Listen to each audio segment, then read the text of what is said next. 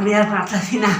আরে লোক আসছে, চলো। আরে না, লোক কেউ আয় না, কেউ টেরই পাইনি। আমরা যে চুরি করছি ওই বাড়ি থেকে কেউ জানতেই পারেনি। कौन है ये लोग? कहाँ से आते हैं ये? আচ্ছা, আমি একটু জিরাই লই, আমার অবস্থা খারাপ। আমি বসো বসো বসো বসো বসো। ওরে বাবা রে, আমিও বসি। হাঁপায় গেছি পুরো। সত্যি আরে বাবা,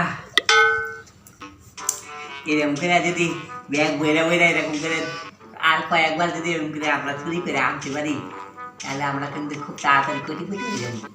হ্যাঁ, আর একটা বড় বাড়ি করবো। বাড়ি আমরা তো করবোই, আমার অনেক স্বপ্ন আছে চুরি করে আমি অনেক বড় বাড়ি করার ইচ্ছা আছে আমার।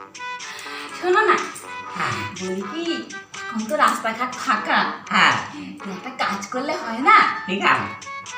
আমরা কতগুলো হার গয়নাগাটি টাকা পয়সা চুরি করেছি না, হ্যাঁ, সেগুলো চলো সব এখন গুনি তোমার ফাঁকা রাস্তাতে। তোমার কি মাথা খারাপ?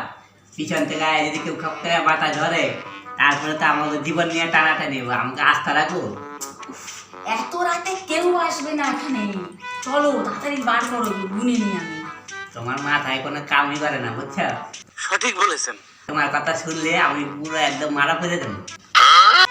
কালকা সকালবেলা আমরা ওই বাড়িতে যাবো। কোন বাড়িতে যাবো? যেই বাড়ি থেকে অহন চুরি করে আইলাম, এই বাড়িতে গিয়া আমি কালকা জিগাবো যে গিয়া তো দেখো কান্নাকাটি শুরু করেছে, মুখ গাল গরু সব ফুলাইয়া বয়ে রয়েছে।